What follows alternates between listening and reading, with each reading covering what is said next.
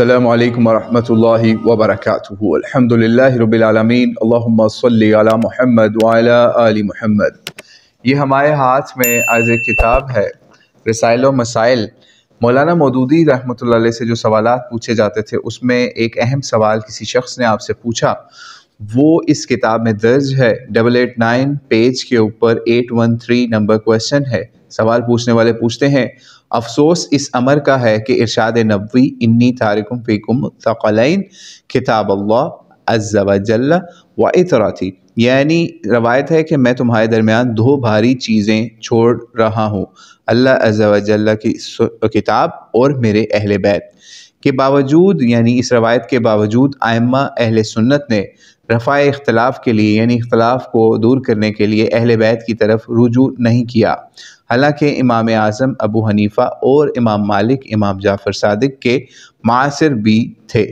اسی طرح رسول صلی اللہ علیہ وسلم کے گھر والوں کو چھوڑ کر دین کے سارے کام کو غیر اہل بیت پر منحصر کیا گیا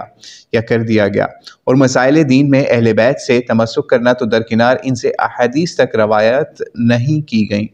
یعنی روایت ان سے نہیں لی گئی، حالانکہ بقول صاحب البیت ادری بما فی البیت، دین کا اصل منبع، یعنی وہ کویسچن کا اینڈ کر رہے ہیں، کہتے ہیں دین کا اصل منبع تو اہل بیت تھے۔ یہ سوال پوچھا گیا، آگے مولانا نے اس کا کیا جواب دیا وہ ملاحظہ کیجئے۔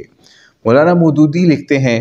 آپ کی اصل الجھن کا نقطہ آغاز یہ حدیث ہے کہ انی تارکم فیکم الثقلین، یعنی اس کے متعلق آپ کو سب سے پہلے تو یہ معلوم ہونا چاہیے کہ یہ حدیث مختلف الفاظ میں مختلف سندوں سے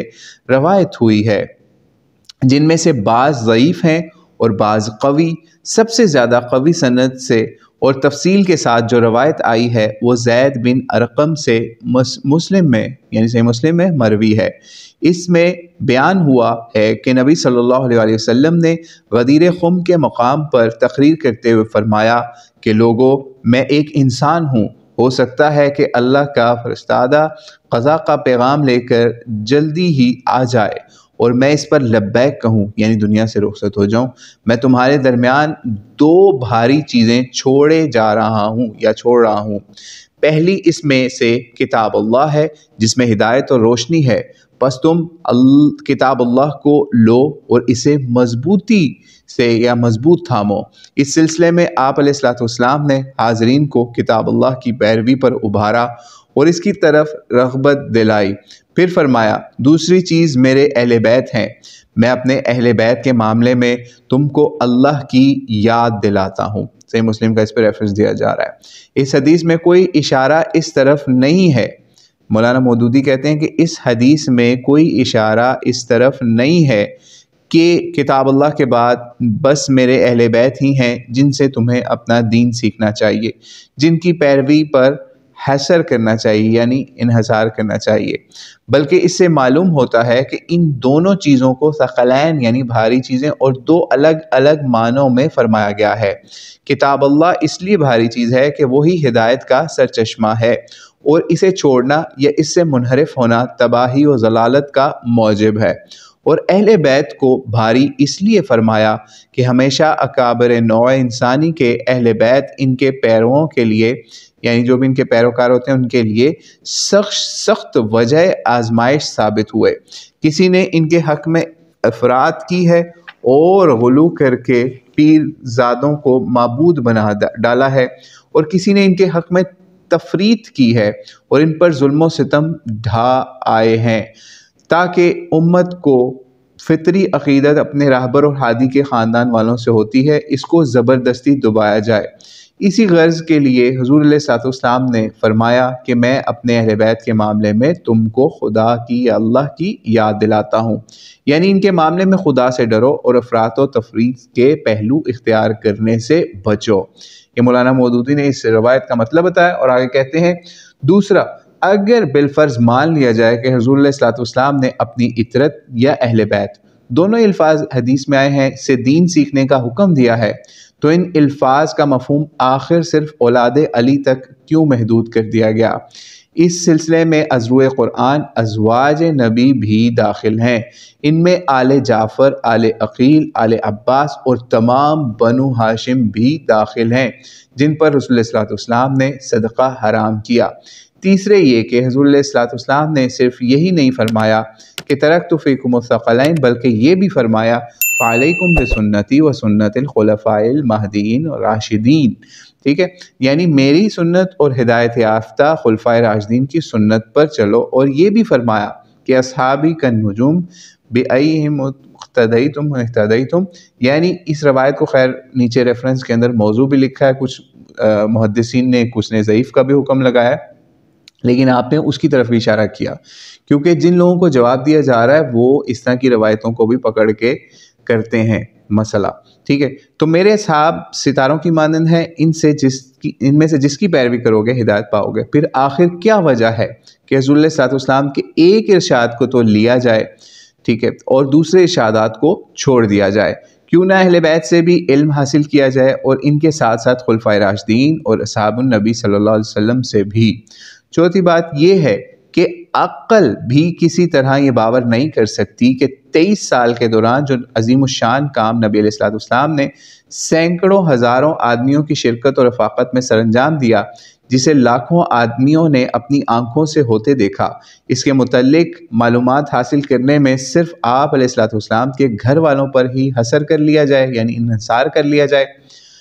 اور ان بہت سے دوسرے لوگوں کو نظر انداز کر دیا جائے جو اس کام میں شریک ہوئے اور جنہوں نے اسے دیکھا؟ حالانکہ حضور علیہ الصلوۃ والسلام کے گھر والوں میں سے خواتین کو اگر موقع ملا ہے تو زیادہ تر آپ کی خانگی زندگی دیکھنے کا ملا ہے، اور مردوں میں سے ایک حضرت علی کے سوا کوئی دوسرا ایسا نہیں جسے آپ کی رفاقت کا اتنا موقع ملا ہو جتنا حضرت ابوبکر، عمر، عثمان، ابن مسعود رضی اللہ تعالیٰ عنہم اور بہت سے دوسرے صحابہ کو ملا۔ پھر آخر محض اہل بیت پر حصر کر لینے کو کون سی معقول وجہ ہے؟ کوشچن مارک، یعنی صرف انہی پہ انحصار کیوں؟ اس سوال کو رد کرنے کے لیے بالآخر ایک گروہ کو یہ کہنا پڑا کہ گنتی کے چند آدمیوں کے سوا باقی تمام صحابہ معاذ اللہ منافق تھے، مگر یہ بات صرف وہی شخص کہہ سکتا ہے جو تعصب میں اندھا ہو گیا ہو، یعنی اہل تشیع کی طرف اشارہ کیا جا رہا ہے، اچھا جی، جسے نہ اس بات کی پرواہ ہو کہ تاریخ اس کی تمام خاک اندازیوں کے باوجود کس طرح اس قول کو جھٹلا رہی ہے، اور نہ اس امر کی پرواہ ہو کہ اس قول سے خود سرکار رسالت مآب صلی اللہ علیہ وسلم اور آپ علیہ السلام کے مشن پر کیسا سخت حرف آتا ہے۔ کون معقول آدمی یہ تصور کر سکتا ہے کہ نبی علیہ الصلوۃ والسلام نے 23 سال تک اپنے جن رفقا پر پورا اعتماد کیا، جنہیں ساتھ لے کر عرب کی اصلاح کا اتنا بڑا کارنامہ سر انجام دیا، وہ سب منافق تھے؟ پھر کیا حضور علیہ الصلوۃ والسلام ان کے نفاق سے آخر وقت تک بے خبر رہے؟ اگر یہ سچ ہے تو حضور علیہ الصلوۃ والسلام کی مردم شناسی و فراست مشتبہ ہو جاتی ہے، اور اگر یہ غلط ہے، اور یقیناً غلط ہے، تو آخر کیوں دین کا علم حاصل کرنے میں ان سب کی معلومات معتبر نہ ہوئی؟ صاحب البیت ادرا بما فی، یعنی یہ لکھا ہے کہ یہ کوئی آیت اور قرآن کی حدیث نہیں ہے، یعنی یہ اکثر لوگ کہتے ہیں گھر والا گھر کے بارے میں زیادہ جانتا ہے، تو اس کویشچن والے نے بھی یہ بات لکھی تھی، صاحب البیت ادرا بما فی، یعنی یہ کوئی آیت اور حدیث نہیں ہے کہ اس کی پیروی اختیار کر کے اس نبی کی زندگی کے بارے میں صرف اس کے گھر پر یا گھر والوں کے علم پر انحصار کر لیا جائے، جس کی زندگی کا 99% حصہ گھر سے باہر ہزاروں لاکھوں آدمیوں کے درمیان یا ان کے سامنے گزرا ہے، جس سے ہزارہا آدمیوں کو مختلف احوال و معاملات میں کسی نہ کسی طور پر سابقہ پیش آیا ہے۔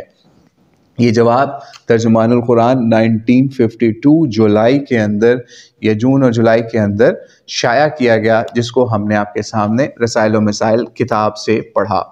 تو یہ مولانا مودودی رحمۃ اللہ علیہ نے واضح کر دیا کہ اہل بیت کے اوپر ہی صرف علم کا انحصار نہیں کیا جا سکتا، بلکہ دیگر جن لوگوں نے بھی نبی علیہ السلام سے استفادہ حاصل کیا اس کے لیے انہوں نے دلائل بھی پیش کیے، تو ان سے بھی استفادہ حاصل کیا جائے گا۔ تو یہ جو ان تارکم فیکم ثقلین والی روایت ہے اس کے اوپر ہم صرف انحصار کرتے ہوئے یہ کام نہیں کر سکتے۔ انہوں نے یہ سارے دلائل کے ساتھ چیز سمجھا دی۔ تو اللہ سے دعا ہے کہ جو لوگ اس روایت کو لے کر فرقہ واریت پھیلاتے ہیں اور دیگر لوگوں کو منافق ٹھہراتے ہیں، اللہ کریم ان کو ہدایت عطا فرمائے اور ہمیں بھی اہل بیت سے اور نیک اصحاب سے دین کا علم حاصل کرنے والا بنائے۔ واللہ اعلم بالصواب۔ السلام علیکم ورحمۃ اللہ وبرکاتہ۔